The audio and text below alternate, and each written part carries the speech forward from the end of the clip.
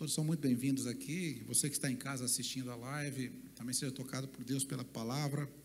E hoje é um dia comemorado no mundo cristão, né? Chamado mundo cristão, aqueles países, aquelas nações que têm o cristianismo de uma maneira predominante. Eu tenho respeito pelo cristianismo, então comemora-se o chamado dia do Natal, não é isso? E o Natal se refere também ao nascimento de Jesus, e existe toda uma tradição envolvida, né, com o Natal. Nós entendemos aqui pela palavra de Deus que não há um dia específico, ninguém pode provar que dia Jesus nasceu. Ele falou, vamos comemorar hoje o aniversário de Jesus. Mas foi escolhido esse dia, então fiquemos com esse dia, pelo menos, para lembrar que ele nasceu realmente, como diz João capítulo 1, o verbo se fez carne e habitou entre nós. Teve um dia que foi o dia X, né? O dia do nascimento, o dia que ele nasceu lá em Belém de Judá, amém? Então, não importa quando foi, sabemos que um dia aconteceu esse evento maravilhoso da história. E o mais importante que você vai entender hoje, se você não entendia, vai entender, se entendia, já vai recapitular o seguinte: cada um de nós tem o dia que Jesus nasceu no seu coração. Esse é o seu Natal, tá bom? Quantos aqui se lembram o dia que Jesus nasceu no seu coração? Se lembra? Pode ser uma terça, uma quarta, uma quinta, pode ser em janeiro, fevereiro, né? Eu não me lembro exatamente o dia, eu sei, mas que eu tinha 14, 15 anos, mais ou menos o ambiente, eu me lembro, foi um sábado à tarde, e eu não lembro, mas eu sei, foi um sábado à tarde, me lembro onde eu estava, a rua, o endereço, isso ficou bem guardado, aquele culto, naquele lugar, né, na Rua das Carmelitas, lá em São Paulo, e naquele dia eu tive o meu Natal. Jesus nasceu no meu coração, amém? Assim como ele nasceu lá em Belém. Então, você que está nos assistindo, que você tenha realmente o verdadeiro Natal hoje, não apenas Natal de presente, né? De comer um peru assado, uma leitoa, sei lá, essas coisas gostosas que os irmãos devem desfrutar, quem puder, né? Então fica no arroz e feijão, que é gostoso também, mas é o seguinte, o mais importante é o aniversariante, né? É Jesus no seu coração, amém? Mas Jesus nasceu e tudo que aconteceu com ele, nascimento, sua vida aqui na terra, seu ministério, depois a sua paixão, quer dizer, seu sofrimento, a sua morte de cruz, e o sepultamento, ressurreição e ascensão, tudo foi profetizado, tudo foi profetizado. Então, todos detalhes e detalhes. E nós temos as profecias do Antigo Testamento que falavam a respeito de Jesus, que alguns teólogos dão um título de profecias messiânicas, porque falavam a respeito do Messias. Então você vai ler muitos textos que você fala assim, de quem está falando aqui o profeta? E você depois descobrir que muitas dessas profecias se referiam ao próprio Jesus, que são profecias messiânicas. Temos vários salmos messiânicos, contando detalhes de Jesus. E assim por diante, nós temos de Gênesis, né, até Malaquias, no Antigo Testamento, muitas profecias messiânicas. Uma delas que nós podemos destacar, entre as muitas, dezenas, talvez centenas de profecias messiânicas, está em Isaías capítulo 9, tá? Que fala exatamente do nascimento de Jesus. Olha só, Isaías capítulo 9, vou ler o versículo 6, muito conhecido. E ele está dizendo algo tremendo aqui, tá? E essa profecia, para nós que já temos um conhecimento da palavra de Deus, ela é tão clara para nós, mas não é tão clara para muita gente. Por exemplo, a maioria dos judeus hoje eles estão esperando o Messias chegar, tá? Porque não entenderam essa profecia, não entenderam as outras, porque eles ficam ainda esperando o Messias, estão fazendo orações para o Messias, aguardando o Messias, e lendo profecias e aguardando o Messias que já veio. Muitos outros talvez não creem, e lê, não entende também, mas você que tem a revelação do Espírito Santo sabe que Jesus é o verbo eterno, Deus eterno, se fez carne e habitou entre nós. E Isaías coloca aqui então o seguinte: porque o menino nos nasceu, um filho nos foi dado, governo está sobre os seus ombros, e ele será chamado o quê? Maravilhoso Conselheiro, Deus poderoso, Pai eterno, Príncipe da paz, amém? Aquela versão mais tradicional diz, seu nome será Maravilhoso Conselheiro, Deus forte, Pai da eternidade, Príncipe da paz, amém? Toda vez que você lê a palavra de Deus, você deve fazer perguntas para o texto, para você ter mais compreensão. O que ele está falando aqui? Quando você vai fazendo perguntas, e as perguntas vão ajudando você a fazer uma interpretação do texto. Às vezes uma interpretação simples, né? Uma leitura simples, mas na interpretação bíblica nem sempre é tão simples. Primeiro você tenta entender o texto de uma maneira bem literal, né? Então, você entende um pouquinho de português, interpretação de texto, vai entender por que ele está falando isso. Mas existe uma interpretação profética, uma interpretação que exige conhecimento bíblico maior. E você precisa entender o contexto e ter um conhecimento mais profundo de outros textos para entender esse texto. Aliás, uma das principais regras da interpretação bíblica é que a Bíblia interpreta a própria Bíblia. Então, para você entender um texto, você precisa estudar toda a Bíblia para entender um versículo, não é verdade? Quando a pessoa pega um versículo isolado, quase sempre, se ela pega aquele versículo isolado e faz ali, tira da linha doutrina, é muito perigoso. Até porque a primeira grande regra, então, é que a Bíblia interpreta a própria Bíblia. A segunda grande regra da interpretação é que nenhum texto pode ser interpretado isoladamente, mas você tem que analisar o contexto. Então, nós temos o contexto próximo, o contexto mais remoto, tem o contexto histórico, o contexto geográfico, o contexto cultural. São vários contextos que você deve analisar. Então, fazendo a pergunta para o texto, né? Coloca aí, Pascoal, faz favor. Vamos lá, para os irmãos pensar comigo aqui. Porque o menino nos nasceu. Que tempo está o verbo aqui? Passado, presente e o futuro? Passado. Por quê? O profeta que profetizou 700 anos antes dele nascer, fala no passado. Então, por que você tem que perguntar, né? Talvez não tenha resposta, mas pelo menos fica a perguntinha para você pensando. Porque ele está falando e fala assim, eu podia falar assim, olha, um menino nascerá. Aliás, muitas profecias messiânicas estão no futuro, tá? Essa está no passado, mas é messiânica, tá? Mas ele fala assim, ele nasceu, passado. O seu nome, aliás, o governo está sobre os seus ombros, presente. O seu nome será maravilhoso, futuro. Olha só, vai entender uma coisa dessa, irmãos? Passado, presente e futuro, tudo no mesmo versículo, né? Só o Espírito Santo para nos ajudar nessa aí, né, irmãos? Não tem saída, tem? Não tem, né?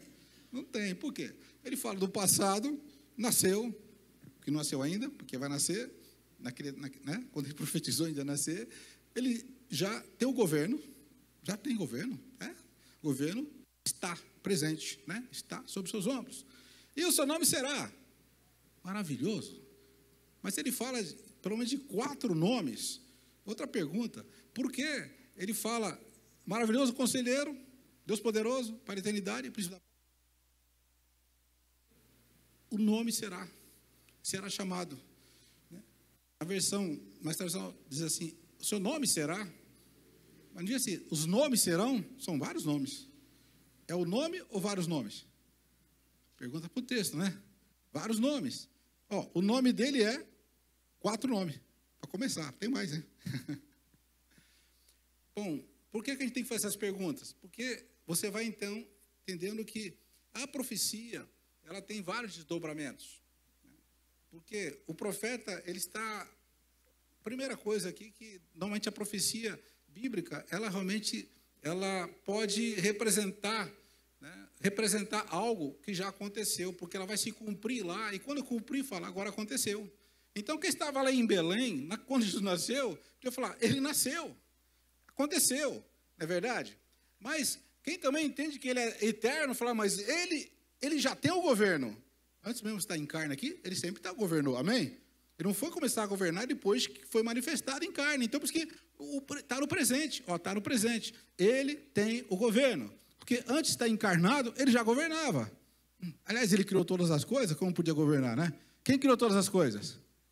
Então, se ele criou todas as coisas, ele governa todas as coisas. Então, por isso que ele fala presente. É um eterno presente. Sempre governou. Amém? Amém, queridos? E o seu nome será... Porque ele está falando de revelação. Quem vai conhecendo esse Jesus, fala, ele é maravilhoso conselheiro. Então, ele será no sentido de revelação que vai acontecendo. Ele sempre foi maravilhoso conselheiro, sempre foi Deus forte. Mas agora ele está falando de uma revelação progressiva que você vai tendo com ele, por isso diz, será. Então, nós temos aqui passado para quem viveu a situação ali em Belém, ou naquele contexto em Judá, ou naquele contexto em Israel, e fala, aconteceu o milagre, o menino nasceu, o filho foi nos dado. Amém, aconteceu. Então, Isaías está falando de alguma coisa, de uma geração que vai viver o momento do nascimento de Jesus, para poder dizer, ele nasceu, ele veio, mas o governo está sobre ele. Sempre governou, sempre reinou. Como diz Apocalipse, capítulo 1, aquele que era, que é e que há de vir. Amém? Diz, eu sou o alfa e o ômega, princípio e o fim, o que era, que é e que há de vir. Então não pode ser o governo estava ou o governo será. O governo está sobre os seus ombros, presente, o eterno presente, sempre governando. Quem pode dizer amém? Aleluia. Mas há outras implicações do texto aqui que você precisa fazer pergunta, tá? Vamos para mais perguntas? Alguém quer responder a pergunta aqui comigo? Voluntário aí quiser, pega o microfone e nos ajuda. Amém? Desafio, né, irmãos? Bom, vamos lá. Essa pergunta aqui, acho que era difícil, hein? Sabe por quê? Fala assim, o menino nasceu, o filho foi dado. O filho não nasceu, só o menino. O filho não foi dado, nasceu. O menino não foi dado, ele nasceu. O filho não nasceu, foi dado. Por quê? O menino, homem, para Jesus se tornar um menino, o Deus eterno se tornar um menino, o que ele precisou fazer? Ele precisou se tornar em carne como nós. E para se tornar em carne, ele precisou nascer. O menino nasceu, mas o Filho de Deus nunca nasceu, ele é eterno, amém? Por isso que o Filho foi dado, presente para nós, amém? Nasceu Cristo Jesus, homem, mas o Cristo eterno foi dado, porque nunca nasceu, sempre existiu, ele é incriado, criou todas as coisas, o menino nasceu, o Filho se nos deu, está entendendo agora? Perguntas para o texto, que você vai começando a caminhar na compreensão, falar, agora eu estou entendendo, agora vamos ver um pouquinho, explorar um pouquinho o nome dele, porque ele será chamado, primeiro, maravilhoso conselheiro. Quando fala dele lá em Romanos, dessa grandeza dele, pergunta, quem ensinou ele, quem o ensinou, quem foi o seu conselheiro? Ninguém precisou ensiná-lo, ele criou todas as coisas, a suprema sabedoria, a absoluta sabedoria, então ele é um conselheiro, não simples conselheiro, não uma coisa comum, ele é maravilhoso, e a palavra maravilhoso, a palavra maravilha, falando de coisa extraordinária, sem explicação, algo assim estupendo, ele é o maravilhoso conselheiro, amém? E ele tem toda a força, todo o poder, a onipotência de Deus. Ele nunca foi menos que o Pai, menos que o Espírito Santo. Jesus, o eterno Deus, é o Deus forte, Deus poderoso. Aleluia. Maravilhoso conselheiro fala o quê? Fala da sabedoria infinita dele, da onisciência dele. Mas Deus poderoso fala da onipotência. Amém? Aleluia. Então, onisciente, onipotente. E Pai eterno fala da infinitude, o Pai eterno, eternidade, desde a eternidade até a eternidade, tu és Deus, amém? Aleluia. Por isso, quando Moisés perguntou, Senhor, qual é o teu nome? Sabe o que ele disse? Eu sou, amém? Eu sou um eterno presente, eu sou. Há 1 trilhão de anos atrás, eu sou. 1 trilhão para frente, eu sou. Eu sempre sou. Deus, não tem como dizer eu era, eu serei. Eu sou. É o Deus eterno, aleluia. Quando você começa a entender os atributos de Deus, você começa a perceber que Jesus tem todos os atributos do Pai, todos os atributos do Espírito Santo. Por isso que a nossa igreja, a nossa visão doutrinária, entende bem e defende bem a doutrina que nós chamamos de doutrina da Trindade, apesar que a palavra Trindade não está na Bíblia, mas o conceito da Trindade está Pai, Filho e Espírito Santo. Todos iguais em substância, todos iguais em poder, em sabedoria, em infinitude, em santidade, em todos os atributos. Não há nenhum atributo que o Pai tem que falta para o Filho. Ao ponto de dizer assim, em João capítulo 17, fala, eu e o Pai somos um. Amém? Se é um, porque tudo que o Pai tem, Ele tem também. Né? Então, temos aqui o que nós vamos na revelação progressiva entendendo, o Pai eterno, e chega um momento que você começa a experimentar realmente que o governo dele, a vida dele, enfim, todo o relacionamento dele é um relacionamento de paz, chamado aqui o príncipe da paz.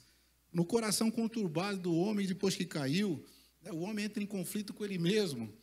Nós estamos, o próprio Tiago fala, de onde vêm as guerras entre vocês? Não vem dentro de vocês mesmo? A guerra dentro do homem que o faz guerrear com os outros. E você só deixa de pelejar, de guerrear, de criar problema, entrar em conflito e atrito, quando você começa a receber a paz que só pode vir daquele que é o príncipe da paz. Sabe o que ele disse? A minha paz vos dou, não a dou como o mundo a dá. É uma paz especial que só ele tem. Amém? E por falar em paz, a paz é o ingrediente, vamos dizer assim, mais raro e que a humanidade precisa e que não tem. Não existe fonte de paz na humanidade. Se você ler um pouquinho a história das celebridades, de homens poderosos, ricos, famosos, alguns deles se suicidaram, outros morreram em desespero. E o clamor deles sempre foi: eu preciso de paz. O dinheiro não dá paz, a fama não dá paz, né? O poder não dá paz. Só quem recebe o príncipe da paz. Amém? E a paz, como que é a paz? Vamos lá. De onde vem a paz? Como você pode experimentar a paz? Continuando lendo a palavra de Deus, você vai descobrir, Romanos capítulo 5 fala assim, né? Que pela fé, hoje, né, nós somos justificados pela fé, por meio do sangue de Jesus, temos paz com Deus. Paz com Deus, a paz é um resultado direto do perdão dos pecados. Enquanto você não tem os pecados perdoados, você não tem paz. Você pode ter uma paz aparente, Jesus falou, tem uma paz que o mundo dá. Jesus falou assim, não dou a paz como o mundo dá. Porque a paz do mundo é transitória, temporária, é descartável, ela quase sempre é uma ilusão. Se é que pode chamar de paz.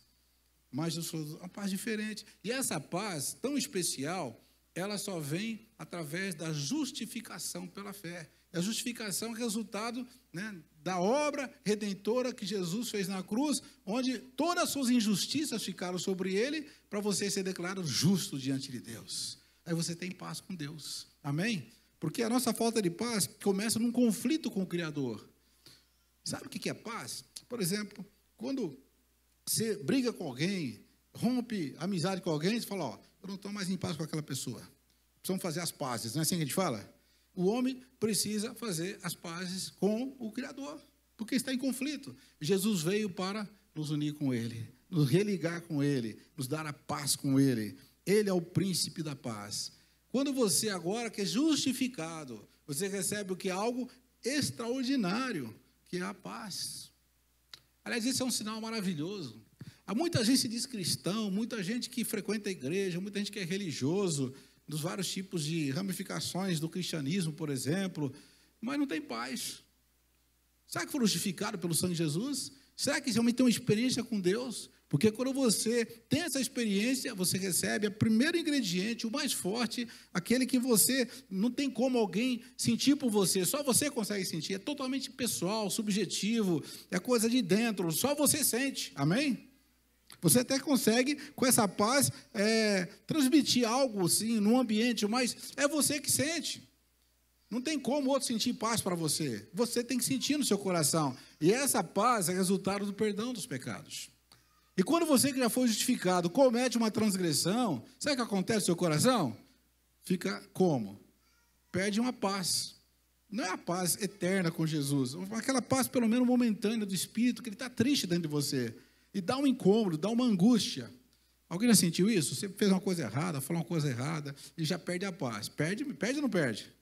Perde. Eu já perdi várias vezes. Olha, e depois tem que correr atrás, dobrar o joelho, pedir perdão. E, Senhor, me perdoa, foi mal. E tem hora que você nem sabe porque você fez de errado, mas sabe que perdeu a paz. Então, a coisa está errada. Porque se está tudo certo, não pode perder a paz. Amém? Quando você perde a paz, tem uma coisa errada. Tanto que em Colossenses 3,15... ou 3,16, uma coisa assim, ele diz assim, a paz de Cristo seja o árbitro no seu coração. Por que diz o árbitro? Porque o árbitro, é Colossenses 3,15 mesmo, que a paz de Cristo seja o árbitro, né? Aqui essa versão fala o juiz em seu coração. O que o árbitro faz? Ele aponta o erro. O árbitro aponta onde está errado, né? E fala assim, quando a paz de Cristo é o árbitro, você vai descobrir, é como se fosse uma luzinha verde, uma luzinha vermelha. O árbitro falou, a luzinha vermelha, você perde a paz. Né? Essa paz não é a paz da salvação, tá? Senão você não fica salvo, depois perde a salvação e depois volta outra vez. Não é bem assim. Essa paz que você sente, a paz sensitiva, a paz da experiência que você tem, né, que está ligada até com a sua própria emoção. E quando você perde essa paz, você sente uma angústia, sim ou não? É aí que vem o quê? O arrependimento. Porque esse arrependimento, ele se manifesta em você com uma tristeza profunda. É por isso que a palavra de Deus diz assim, que a tristeza segundo o mundo opera a morte, mas a tristeza segundo Deus, que é essa falta de paz, traz arrependimento para a salvação. Se você sentir essa angústia, esse peso, não tem pânico. Né? Só vai resolver a situação. Dobre o seu joelho, ou ora ali, fala com Deus se tiver, fala, Senhor, alguma coisa está errada aqui. Acho que foi aquilo que eu falei para minha esposa. Ou foi aquilo que foi para o meu marido. Foi aquilo que eu fiz para o meu chefe. Ih, foi aquela coisa errada, não era para ter feito. Perdi a paz. Não tem como você pecar e ficar com paz. Você fala, eu pequei, mas estou tão bem. Acho que você não foi nem justificado ainda. Porque depois que você está justificado por Cristo, é uma paz gostosa, incomparável, e que ela tem esse, como se fosse um termômetro. Então, vemos aqui, fechando o texto de Isaías 9, versículo 6, ele é o príncipe da paz. E ele nos governa de uma maneira pessoal, através da paz, com esse árbitro. Ele dirige você. Sabe quando você vai tomar uma decisão e fala, poxa, precisa tanto fazer tal coisa, mas estou sem paz. Não é assim mesmo? Você teve essa experiência? Aí o Espírito Santo falou assim, não é para fazer. Aí você fala, a coisa deu tudo errado. Eu falei, rapaz, eu realmente não era para ter feito, porque eu estava tão sem paz, mas eu fiz. Ah, fez? Então, aí quebrou a cara, não foi? Por quê? Porque você não ficou, né, não ficou assim, não prestou atenção, ou não levou em consideração esse sinal, que é o árbitro no seu coração. Mas quando você está em sintonia com o Espírito Santo, mantém essa paz, conserva essa paz, gente, é maravilhoso. Você não vai errar, amém? Porque o Espírito Santo não erra, amém? Você só erra quando você começa a tomar atitudes sem paz. Aí fica pior ainda. Você já estava sem paz, aí que fica encrencado, porque você vai se experimentar maior angústia ainda. São coisas práticas que nós temos aqui no texto, que a partir de uma visão simples que você tem e que aconteceu, né? Esse menino que nasceu lá naquela manjedoura, né? Sabe o que é manjedoura, né? Aquele coxo de madeira que põe a comida para o animal. Então, era um coxo assim, sabe? Aquela coisa assim. E a Maria teve que improvisar, não tinha bercinho. Nasceu ali, né? Num ambiente que era um estábulo, né? Chamado de estrebaria, né? Lugar dos animais. Então, eles estavam numa estrebaria, deitadinho, naquele coxo, né? Então, e naquela manjedoura, né? Porque manjedoura de comer, que os animais comem ali. Então, estava ali envolto em panos, e chegam os pastores que ouviram os anjos lá no campo, lembra? Os anjos cantando, glória a Deus nas alturas, né? Paz na terra, ó, paz, ela falou de paz, paz na terra aos homens aquele que é bem. Mas o que é? Porque na cidade de Davi nasceu o rei, o Salvador. E eles foram para lá e encontraram Jesus, né? E aqueles magos vieram do Oriente, vieram de longe, seguiram uma estrela e chegaram até a casa onde ele estava, lá em Belém. E ali adoraram, né? Um trouxe ouro, outro trouxe incenso, outro trouxe mirra, porque eles vieram ali para adorar o rei dos judeus. Histórias misteriosas da Bíblia, não tem muita explicação, mas vieram de longe, diz assim, do Oriente. Alguns chamam de reis magos. Não, a gente sabe, só sabemos que eles tiveram uma revelação. É como se fossem astrólogos, porque eles viram uma estrela, mas aquela estrela era uma estrela que anunciava o nascimento do rei dos judeus, o rei de Israel. Mas era mais do que o rei de Israel, porque eles não eram nem judeus, eles vieram do Oriente, mas falaram, é o nosso rei também, e adoraram, amém? Você adora rei? Não, rei você pode ter reverência, você pode, enfim, honrar, mas adorar é porque esse rei não é só rei, ele é o Deus todo-poderoso, amém? É o Deus forte, conselheiro, para a eternidade, príncipe da paz. E assim, então, Jesus começa a ser adorado desde bebezinho. Porque Jesus estava ali, era 100% homem, mas era 100% Deus. Amém? Nunca deixou de ser Deus aqui em carne e sempre foi homem. Amém? Então, Jesus, na nossa visão bíblica, entendemos a humildade de Jesus, mas entendemos também a divindade dele. Nunca perdeu a divindade. É lógico que ele esvaziou de si mesmo, não esvaziou da divindade, esvaziou da glória. Assim, passou a depender do Espírito Santo, mas continuou sendo Deus. Amém? Porque Jesus nunca recusou a adoração. Quem adorou Jesus, adorou e foi abençoado. Por quê? Ele tinha consciência que ele era o próprio Deus que estava ali. Mas ele estava em carne para cumprir a sua missão como homem. Que é também algo que nós precisamos entender melhor nas Escrituras. porque ele tinha que ser homem e estar aqui. Mas isso você vai entender, se não entendia, vai entender mais estudando a palavra de Deus. O mais importante é que essa profecia se cumpriu, sim ou não? Se cumpriu, aleluia. E hoje nós podemos declarar, né, que aquele menino que nasceu, não é mais menino, cresceu, né? Nós adoramos o Deus menino, como alguns, né, procuram falar uma tradição. Não, Jesus ficou homem, né? Mas esse Jesus, né, o Jesus Cristo, é o Filho de Deus, se tornou homem, e ele então, ele cumpriu sua missão aqui na terra, e a sua missão, ele não nasceu por nascer, não nasceu só para fazer milagre, não nasceu para ser um espetáculo, não nasceu para ser uma celebridade, não nasceu para fazer um show, ele nasceu para morrer pelos nossos pecados. Ele veio para isso. Ele tinha consciência plena de que ele veio para cumprir uma missão e quer resgatar. E diz assim, olha, porque o Filho do Homem veio, ele falando de si mesmo, veio salvar, né, e resgatar o que estava perdido. Ele veio para isso. E ele então cumpriu a sua missão. Cumpriu de uma maneira tão completa ao ponto de que, quando ele estava na cruz, um dos últimos brados que ele deu, aliás, o último brado que ele deu foi: Pai, está consumado. Amém? Não tinha mais nada. A redenção, o plano da redenção, a obra da redenção estava completa. Ele foi ali e derramou seu sangue por nós. Recebeu ali na cruz todo o nosso pecado. E o próprio Isaías, se você continuar lendo no capítulo 3, 53, vai falar dele, já não Deus menino, né? Ali na manjedoura, vai falar dele na cruz. E Isaías 53 fala assim, olha, ele estava lá, e ele foi ferido pelas nossas transgressões, moído pelas nossas iniquidades. Olha, ele recebeu ali as nossas transgressões, e o castigo que nos traz a paz estava sobre ele. Amém? E pelas suas pisaduras fomos sarados. Aleluia. Continua lendo Isaías, que você vai descobrir mais profecias messiânicas. Mas Isaías fala tanto do Messias, que alguns chamam o profeta Isaías de o Evangelho do Antigo Testamento, né? E, por coincidência, não sei se é coincidência, são 66 capítulos, tá? Como se fosse uma Bíblia reduzida, né? Dos 66 livros, tem aqui em Isaías 66 capítulos. E boa parte deles falam a respeito do Messias. Várias citações. Ele fala aqui do nascimento, depois ele fala, né, da virgem, né, que conceberá e dar à luz um filho. Depois ele fala dele na cruz. Depois ele fala do reino glorioso dele. Olha, ele fala do reino glorioso, fala da Nova Jerusalém, ele fala... Passa pelo milênio, ele passa, né, ele mostra assim vários aspectos de Jesus, que está tudo aqui em Isaías. Você vai encontrar, se você puder fazer um estudo mais profundo, vale a pena você conhecer então o livro do profeta Isaías. Quem está entendendo, diga amém. Aleluia. Esse capítulo 9, só lembrando aqui, ele começa dizendo assim, vamos para o começo do capítulo, né?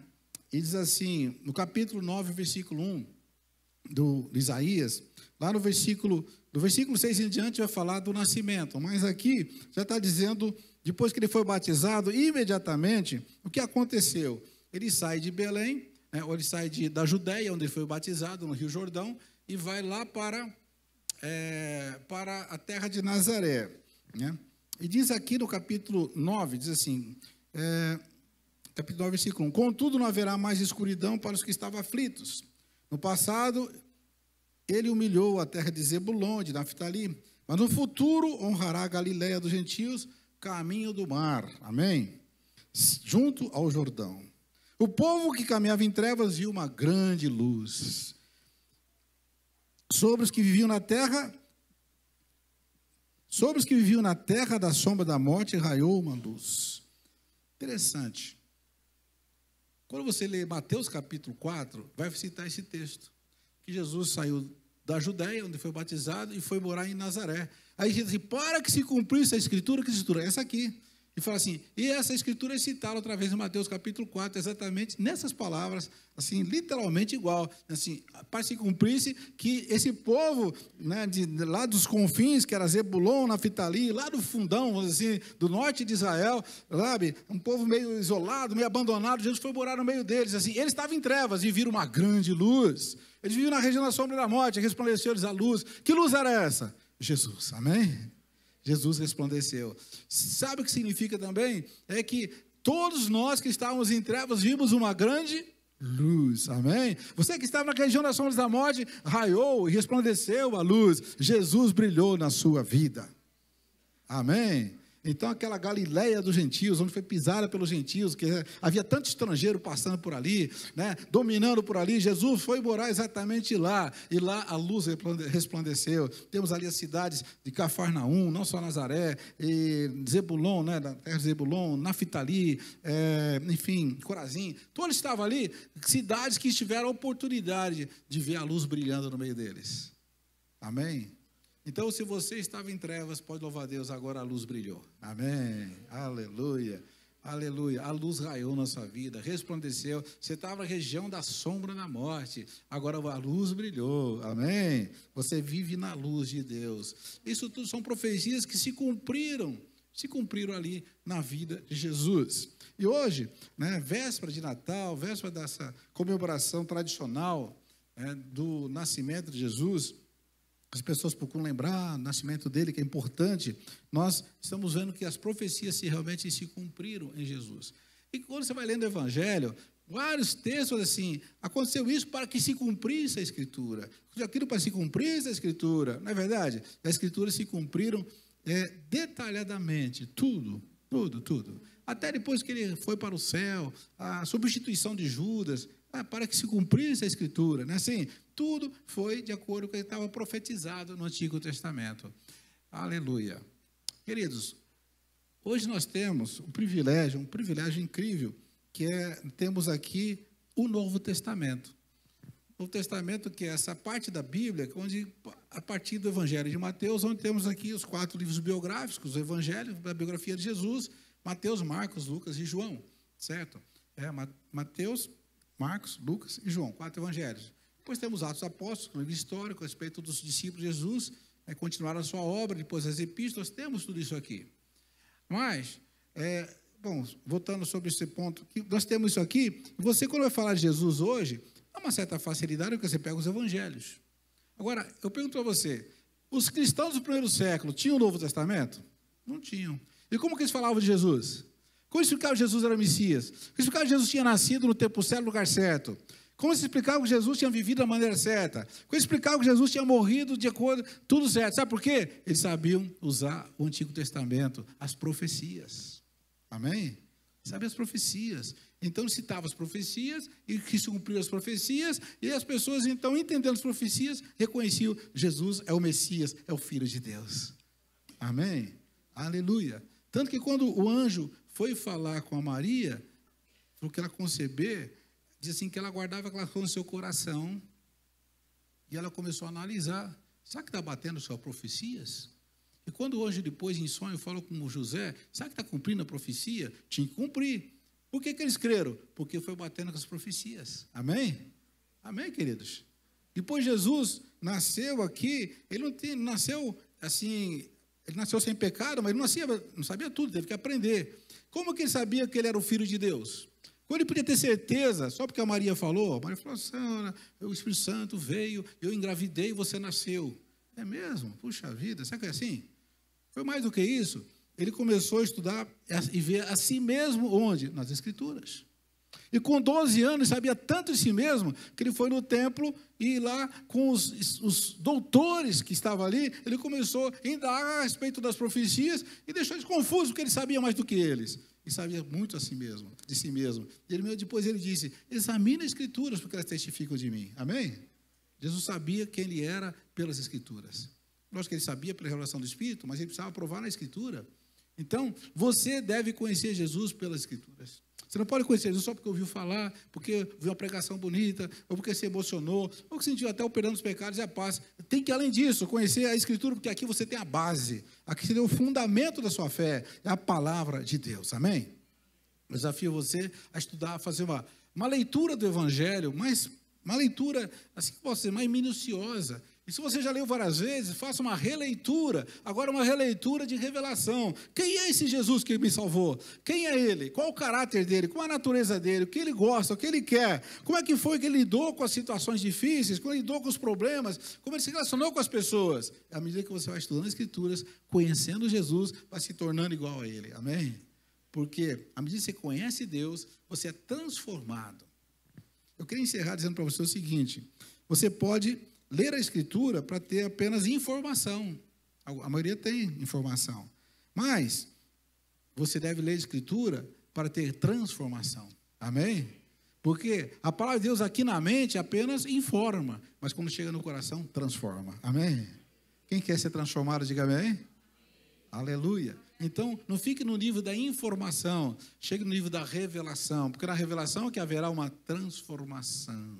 Romanos 12 fala, não vos conformeis com esse mundo, não se conforme do jeito que você está, você precisa pensar mais alto e muito mais longe, assim, transformai-vos para a renovação da vossa mente. Como você transforma a mente? Através da palavra de Deus.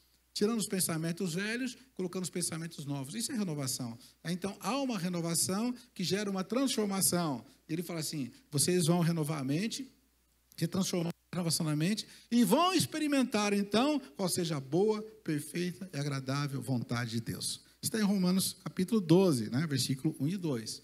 Queridos, a palavra de Deus, então, ela vai nos levando nesse nível de revelação. Você não pode se conformar nesse nível raso, superficial, né? Muita gente, o que a Bíblia chama, esses que estão nesse nível ainda, são bebezinhos na fé. São bebezinhos, né? O problema é o seguinte, o que é um bebezinho? Um bebezinho é bonitinho, mas o que ele pode produzir? O que ele pode fazer? Ele pode te ajudar em casa? Está com um problema, chama um bebezinho para te ajudar? Tem muita gente que é bebezinho, está 30 anos, 40 anos, não cresceu, é bebezinho, não consegue ajudar ninguém, bebezinho. Não consegue digerir um alimento sólido da palavra, que é bebezinho, né? O bebezinho, uma das coisas que o bebezinho faz, às vezes dá uma risadinha, mas quase sempre chora bastante, então vive chorando. Crente chorando, faz, irmão, não cresceu ainda, está só chorando, né? Tem que chorar de quebrantamento, mas chorar com problema, chorar por causa do irmão, chorar das coisas, é bebezinho. Então, com o alimento da palavra, você vai crescendo, amém? Amém? Vai crescendo, e você vai chegar na maturidade, é isso que Deus quer. Essa maturidade, em Efésios capítulo 4, chama de estatura de varão perfeito. Olha, quem quer chegar lá, diga bem. Quem que é varão perfeito? Jesus. E o que Deus quer? Que você chegue na estatura dele.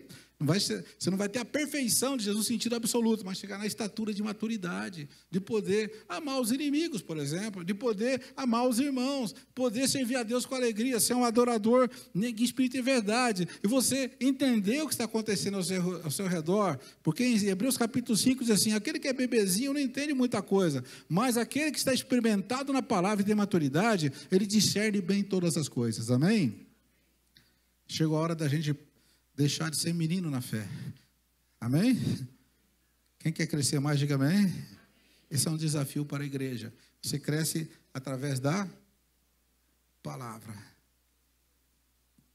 Não basta ler a Bíblia, irmãos. Aliás, hoje quase ninguém lê a Bíblia, né? Não tem mais tempo, porque está tão ocupado com o WhatsApp, com a rede social, ocupado com tanta coisa. Mas é mais do que ler, é meditar na palavra. A meditação, o que é? Você lê, grava e fica tirando. Hoje nós fizemos uma meditação, vocês perceberam? Pegamos um texto, um versículo, for fazer algumas perguntas para o texto, extraindo a resposta do texto, isso é meditar. Nem sempre você vai encontrar a resposta no mesmo versículo, você tem que procurar em outros lugares. Por isso que até há bons comentários bíblicos, nem todos são bons, tem que ter cuidado, né? Há bons, você pode consultar os irmãos, é bom estudar a Bíblia em grupo, por quê? Há um compartilhamento, tá bom? Amém? Meu sonho, eu vou dizer o sonho, posso contar um sonho para vocês? Sonho assim, não é sonho de dormir, é sonho de desejo. Eu desejo o dia que eu chegar em casa depois do culto e começar a chover 10 perguntas, pelo menos. Pastor, o que é isso, o que é aquilo? Ou então, ninguém pergunta nada. Eu falei, ou entenderam tudo, não entenderam nada. Né? Ninguém fala nada, sai calado. Eu falei, poxa, será que nem sei se gostaram, se entenderam? Pergunta, pode ter meu WhatsApp, que não tem, eu passo para vocês. Entendeu tudo? Graças a Deus. Então, mostra para quem entendeu, comenta, amém? Quem vai comentar, diga amém? Quero ver, hein? Quero encher aqui. Oh, a pessoa, eu vou nem dormir de noite, ficar só recebendo mensagem. E aleluia, e respondendo. E todo mundo curioso, porque quer crescer, né? Quer crescer. Oh, que legal, irmãos. E eu vou chegar um ponto que eu não vou saber. Eu vou falar, procurar outros aqui que sabem mais que eu. E nós vamos orar e vamos buscar revelação. Eu, lógico que eu não sei tudo, irmãos, mas eu vou buscar revelação. Vou ou não vou? Vocês vão botar na parede. Pastor, responda aí, dá um jeito. Eu falei, irmãos, eu não sei ainda, mas essa noite eu não vou nem dormir, eu vou ficar buscando. Quem sabe amanhã cedo já tem resposta. E vamos procurar, sabe por quê, irmão? Tem que cavar, tem que ir fundo, irmãos. Chega de mediocridade, chega, amém?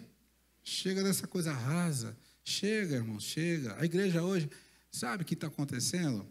Efésios 4 fala assim, você tem que crescer a estatura de varão perfeito, assim, para que não sejamos mais como meninos levados por vento de doutrina. Gente, se assopra o menino cai. Bebezinho não aguenta nem um sopro, não é assim mesmo? Qualquer vento derruba. Mas quando você está forte na fé, pode ver tão gigante que você derruba ele, mas você não cai. Amém? Tem muito vento de doutrina hoje, irmãos. Com a internet, é vento de doutrina para todo lado. O que tem de bobagem, o que tem de coisa atrapalhada, gente falando coisas. Eu estava vendo ontem um podcast, tinha um rabino, um muçulmano e um pastor. Gente, o pastor foi um vexame, falou só bobagem, deu vergonha, representando. Era um pastor desviado, só podia ser, para falar tanta bobagem daquele jeito. O rabino sabia mais que ele, o rabino judeu. O rabino perguntou, tem cristão que fala para mim que se eu não aceitar Jesus, eu vou para o inferno. O rabino judeu falou, né? Tem cristão que fala para mim isso aqui. O que você acha, pastor? Esses cristãos são muito radicais, não é bem assim, não. Não vou nem falar o que ele falou, que vocês vão escandalizar. Pastor, irmão, que bênção aquele pastor. É bênção nada, que você é menino, que você é menino sabe. Se para uma criança, você colocar uma comida boa, uma comida envenenada, aí vai saber a diferença? Criança não sabe, gente, come caca. Pode botar no prato que você quiser que ela come. Mas adulto não, adulto vai cheirar comida, vai olhar comida. Não é assim? Irmãos, para de comer bobagem. Amém? Para de comer caca. Amém? Amém, irmãos? Caca teológica, chega. Tem que ter maturidade. Por isso que a palavra de Deus está à sua disposição. Não tem desculpa. Eu desviei porque me levaram. Não, te levaram porque você foi menino, foi vento de doutrina. Mas se você está forte, não tem vento para te derrubar, não. Você está forte no Senhor. Amém? Quem está forte, diga amém. É para ficar mais forte ainda. Fiquemos em pé, vamos orar. E você que está em casa, viu? Olha, vai para a palavra, viu? Aleluia. Irmãos, o Espírito Santo está chamando a igreja para uma vida mais profunda com Deus. Essa vida rasa, irmãos, é um perigo. Sabe por quê? Estamos em tempos de apostasia.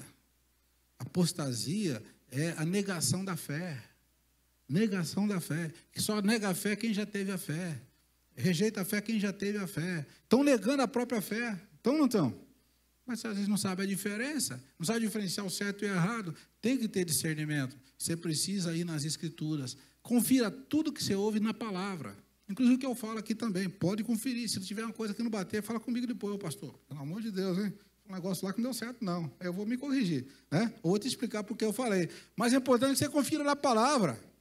Porque a palavra de Deus está à sua disposição para conferir. Amém? Se você tomar veneno enganado, você vai morrer do mesmo jeito. Né? Você está me enganando, mas vai morrer. Não é porque você tomou enganado que não vai morrer. Vai morrer. Veneno é veneno. Se você quer o leite... Sabe o que o apóstolo Pedro fala?